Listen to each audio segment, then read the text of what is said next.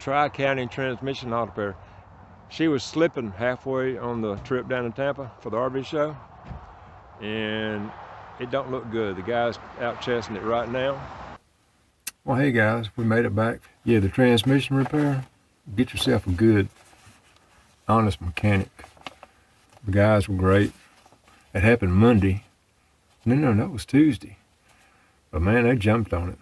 Got an itemized bill, $2,088.38. But the guys, they did a good job, and they got me in. I mean, they had 15 other cars sitting there, but I'll show you.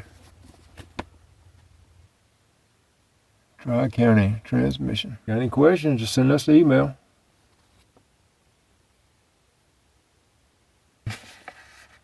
Not much.